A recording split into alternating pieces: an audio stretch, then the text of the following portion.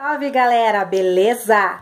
Hoje, o encontro de hoje, na verdade, vai falar sobre agentes públicos. E a partir de agora vocês estão proibidos, eu falei proibidos de falar funcionário público. Por quê? Quando não sabemos que aquela pessoa tem determinado vínculo com a administração pública, vamos chamar de uma forma bastante genérica, bastante ampla, dizendo que essa pessoa que está na administração pública, independente do órgão, independente da entidade, será nomeado de agente público. Bom, esta informação é para os leigos. A partir de agora, eu considero você um privilegiado. Por quê? Você deve saber o vínculo que esse agente público tem com a administração. A partir daí, sim, nós vamos nomear. Ou esse agente público é detentor, melhor falando, de um cargo público, ou esse agente público é detentor de um emprego público, ou esse agente público é detentor de função pública. Para aquele que é detentor de cargo público, nós temos 3 espécies. Quais são elas? Cargo efetivo, cargo em comissão e também nós temos o cargo vitalício. Cargo efetivo, característica a estabilidade. O artigo 41 da Constituição Federal instituiu as condições para adquirir a tal e tão sonhada da nossa estabilidade. Lembrando que quem é detentor de cargo efetivo possui um regime próprio jurídico e podemos nomear tranquilamente essa pessoa como servidor público. Olha que maravilha!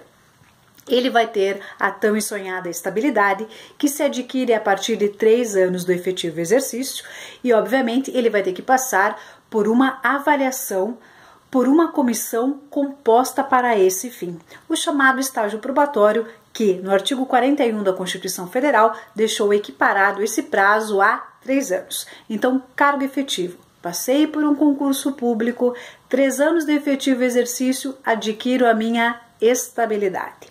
Já para aquele que é detentor de cargo em comissão, é aquele agente que vai desempenhar as funções de direção, chefia ou assessoramento. Lembrando que estes são nomeados sem o respectivo concurso público. Estes agentes podem ser exonerados, e lembrando que a exoneração não configura penalidade, por favor, e ainda, se for configurar uma penalidade, lembrando da nossa prescrição administrativa, ele será destituído do cargo em comissão. Já o cargo vitalício, que em regra são aqueles integrantes aí da magistratura, os nossos juízes, integrantes do Ministério Público, esses também fazem o concurso público, mas a característica do cargo vitalício, é redundante falar, é a tal da vitaliciedade. Eles vão adquirir pós 2 anos de efetivo exercício. Característica pertinente à vitaliciedade é a tal da inamovibilidade, minha gente. Olha que termo bonito. Sim, é a partir do momento que este juiz vai para a entrância final, porque o começo da carreira de um juiz é juiz substituto. Aí ele tem a garantia da inamovibilidade. Então prestem atenção aqui.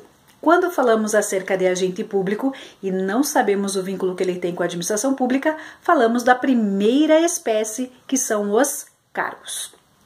Temos a segunda espécie, que são os empregados públicos. Esses também prestam o concurso público, minha gente, porém o regime deles será a CLT, Consolidação das Leis do Trabalho.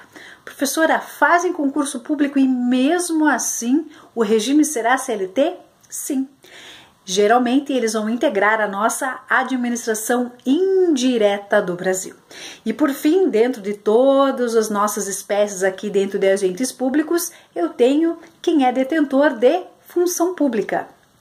Quem é detentor de função pública é para atender uma situação excepcional, transitória e também temporária. Nós temos 2 possibilidades, os remunerados e os não remunerados. Quem são os remunerados? Aqueles contratados por tempo determinado. Aqui no estado do Paraná é muito comum chamar de PSS, Processo Simplificado Seletivo. Essas pessoas passam por esse processo e aí eles são contratados para atender uma situação bastante excepcional. Aí eles são remunerados. Mas ainda vamos lembrar que existem agentes com função pública, porém não são remunerados. Por quê? Porque eles vão atender uma situação excepcional, porque eles foram convocados para representar a administração pública. Temos dois exemplos bastante pertinentes.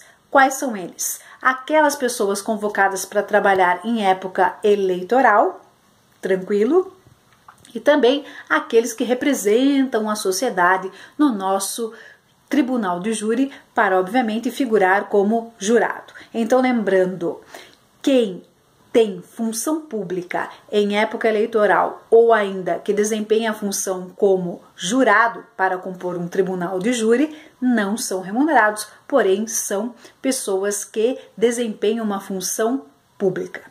Dito isso, meus caros, lembrando, professora, não sei, aquela pessoa foi lá, me atendeu em um lugar público e eu não sei o vínculo que ela tem com a administração. Vamos chamá-lo de agente público. Vamos exorcizar, por favor, o termo funcionário público. É óbvio, funcionário público existe para fins penais, porque o nosso Código Penal é de 1940. Sobre esse tema, nós vamos falar acerca da responsabilidade dessas pessoas, vamos tratar em outro encontro, beleza? Por hora é isso, até o próximo encontro, força, fé e foco, tamo junto e até breve!